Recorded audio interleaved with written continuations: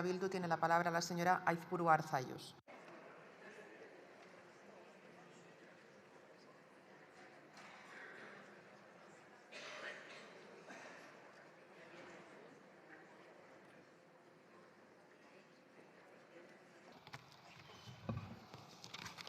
Egunon, eskerrik asko, ministro jauna.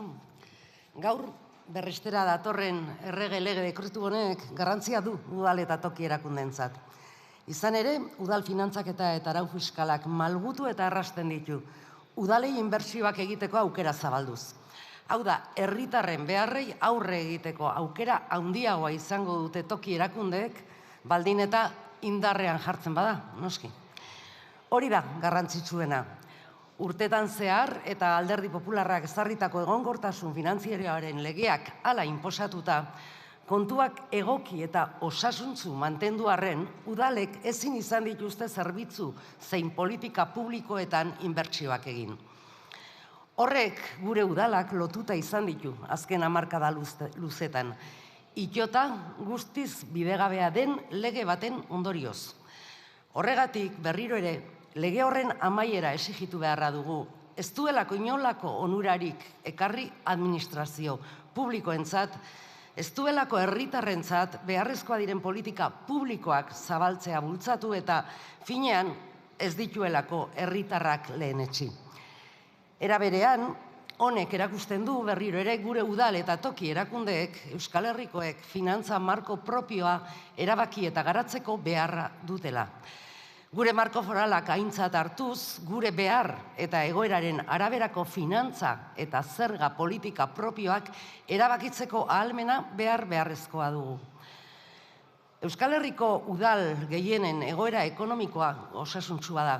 Egindako ahaleginari eta kudeaketari esker, beren herritarren beharretan inbertitzeko gaitasuna dute, baina tresna propioak eta erabakitzeko gaitasun faltak eragotzi egiten du herritarrengandik hurbilen dauden erakundeek eguneroko arazoi erantzuteko gaitasuna izatea.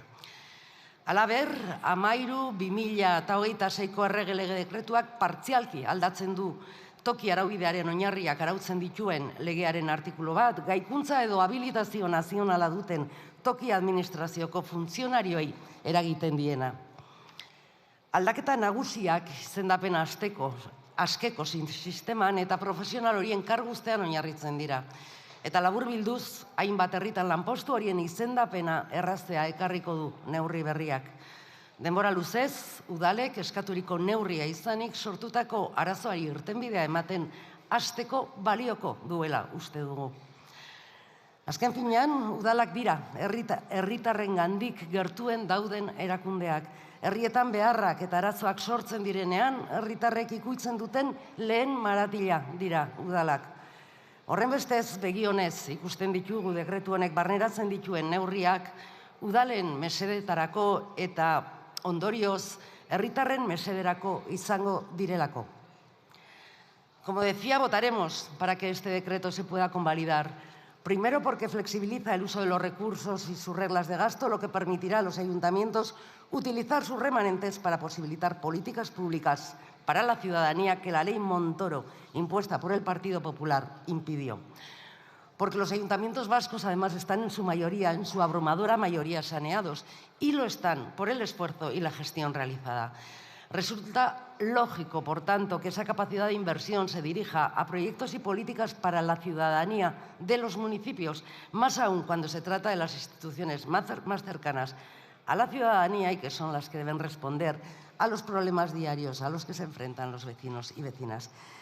Durante largos años, la Ley de Estabilidad Presupuestaria y Sostenibilidad Financiera del Partido Popular mantiene atados y ahogados a los ayuntamientos.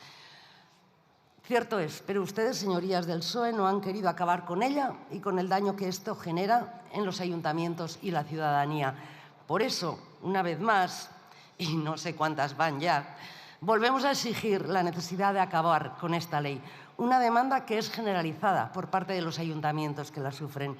Y es que en realidad es un sinsentido, porque además de una conculcación de la autonomía municipal, es una imposición injusta y una medida cuestionable incluso en su eficacia real, salvo, claro, en que han sido los ayuntamientos los que han permitido durante años cuadrar las cuentas al Estado para cumplir con los objetivos de déficit.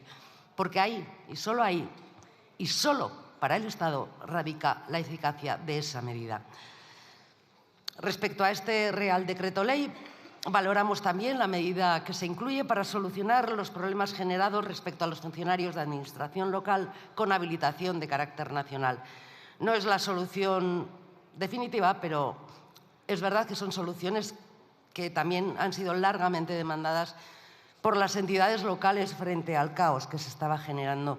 Pero, una vez más, debemos volver a poner de relieve que, pese a tener nuestros marcos forales propios, herramientas fiscales y financieras propias, la falta de soberanía, la incapacidad para poder decidir cómo gestionamos nuestros recursos económicos y financieros en función de nuestra situación y nuestras necesidades, lastra la capacidad de nuestras instituciones y, por ende, la capacidad de ofrecer más y mejores servicios a la ciudadanía.